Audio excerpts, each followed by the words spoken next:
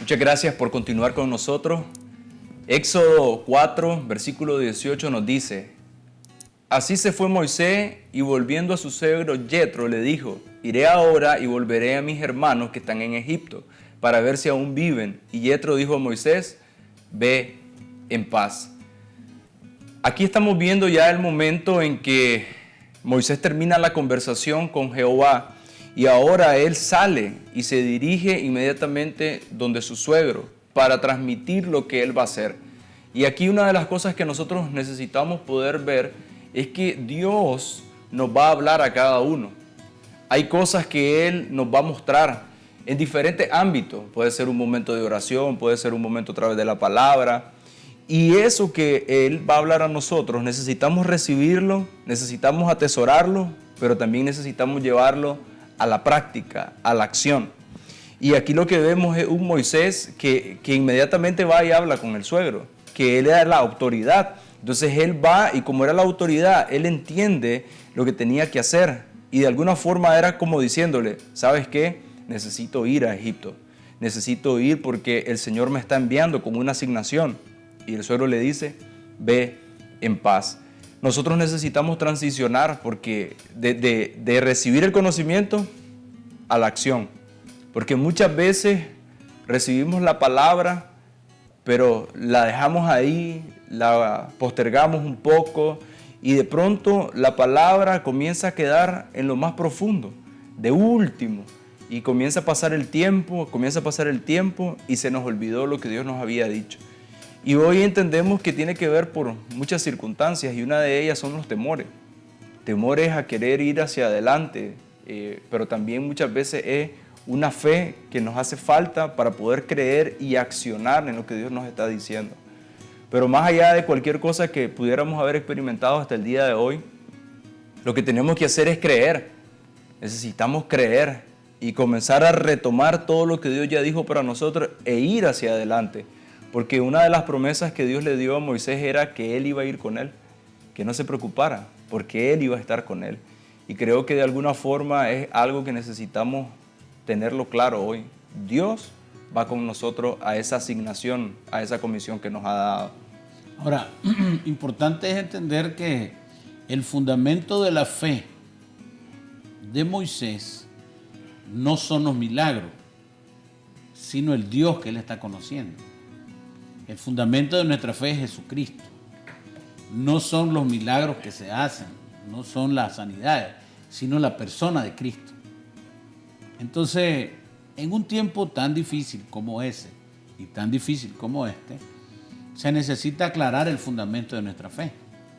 O sea, no es la fe para salir de los problemas, es la fe en la persona de Cristo que me da la autoridad y el poder para salir de los problemas.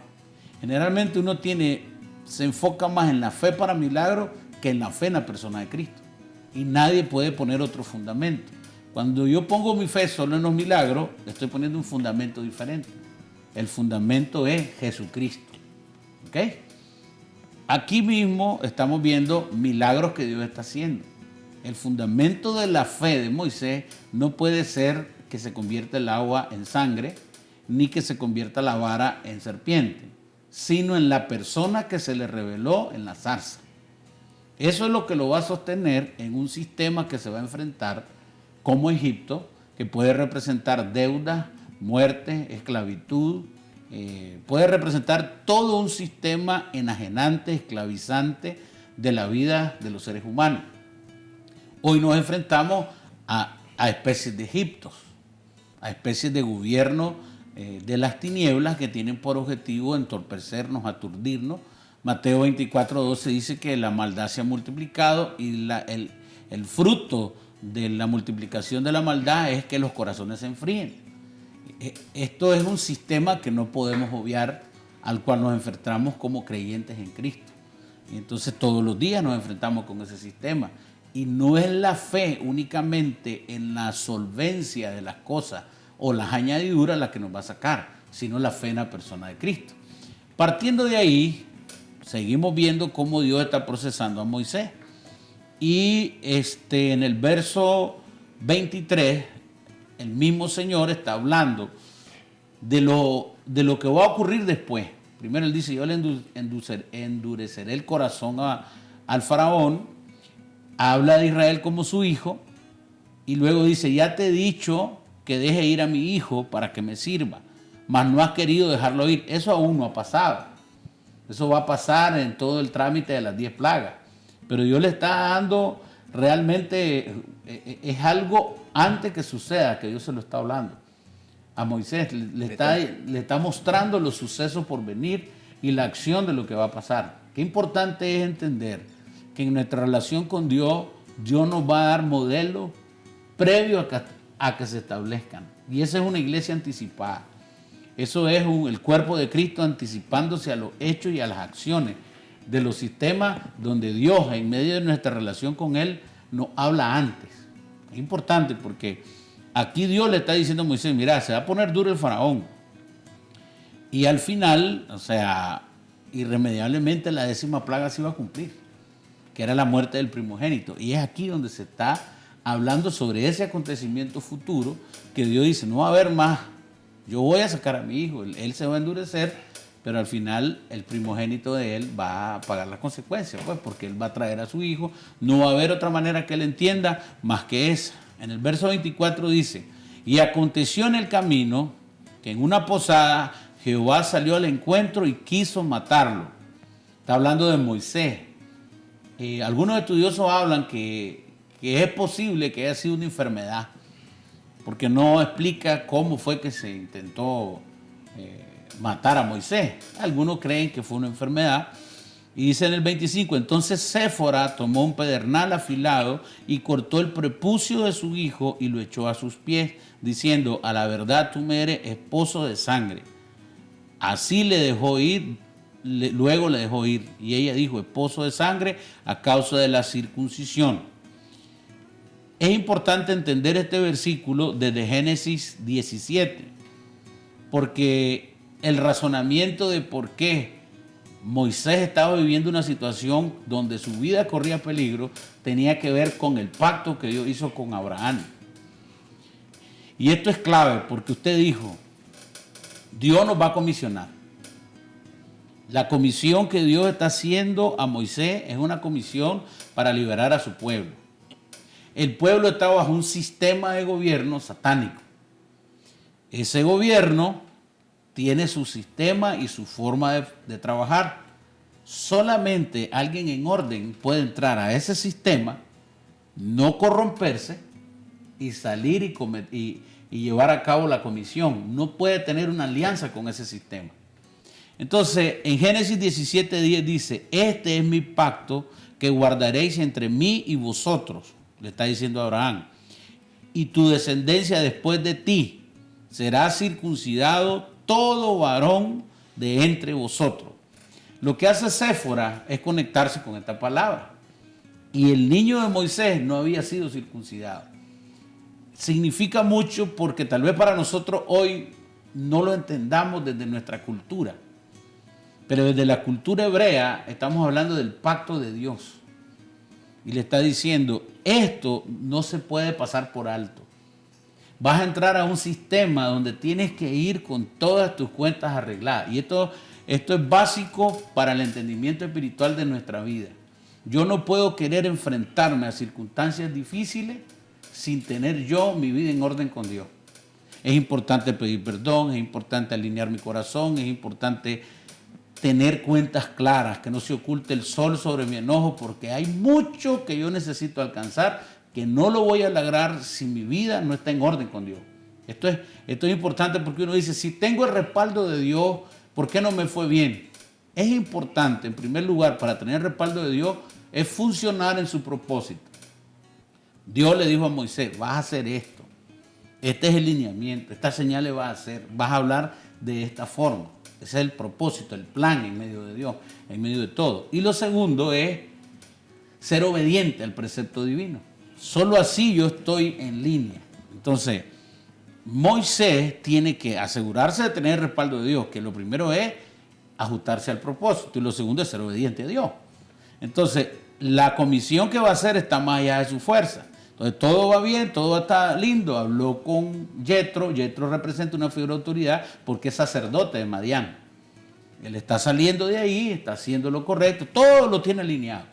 Pero en medio del camino, antes de llegar a ese sistema, Dios sale a su encuentro precisamente para traer a orden a la vida de Moisés. Morir en el ambiente espiritual que conocemos según Génesis es apartarse de Dios. Y precisamente el pecado me aparta de Dios. Y el pecado es transgresión a la voluntad de Dios. En Génesis 17 Dios establece una palabra y dice, todo varón tiene que ser circuncidado. En ese momento Moisés está incurriendo en una falta delante de Dios, que es donde una mujer sabia como Séfora toma acción y realmente no dice cómo ella le cayó la revelación, pero sí ya había sido hablado en Génesis 17. Entonces entra en el sostenimiento del pacto precisamente y dice que es bendición. Y en ese momento se establece algo muy importante, que es el hecho que la familia es clave en el desarrollo de los propósitos divinos y que toda la casa esté consagrada al Señor. Porque haberlo circuncidado tiene que ver como señal entre pacto entre Dios y su pueblo y su generación. Entonces es la sujeción al pacto. Entonces el hijo lo traes a dirección de Dios, la esposa está en la dirección de Dios y el esposo, porque él está obedeciendo, pero se le está yendo por alto esta parte. Qué importante es entender que los sistemas espirituales obedecen al orden, porque el enemigo no puede accionar contra mí o contra algo establecido en mi vida si yo no abro una puerta. En este caso, la no circuncisión del hijo de Moisés es una puerta para esa familia. Donde si él hubiera ido así a Egipto, no hubiera podido cumplir. Ahí está el gran amor de Dios. El amor de Dios no es solo que nos sobe, sino que siempre nos ayude a entender qué áreas de mi vida no están listas para los próximos pasos. Y aunque el corazón de Moisés estaba migrando y estaba obedeciendo y todo, él había viajado, se le había olvidado esta parte, que su generación no estaba lista. Y esto fue muy importante porque si él no hubiera listado, hubiera sido una puerta que el enemigo hubiera podido usar precisamente para no llevar a cabo el propósito. Hay muchas cosas en nuestras vidas que han quedado detenidas, que no han progresado porque no hemos traído orden a esa área. Y entonces no hemos logrado ni conquistar, ni avanzar, ni dominar algunos ámbitos que Dios desde el inicio nos envió a gobernar por un tema de no ordenar mi vida delante del Señor. Pero bueno es Dios que cada vez que se expone la palabra, cada vez que el Señor usa un método para hablarnos, un versículo bíblico, una predicación, un programa de televisión, nosotros tenemos oportunidad de traer orden. Una de las definiciones de paz es tener todas las cosas en orden.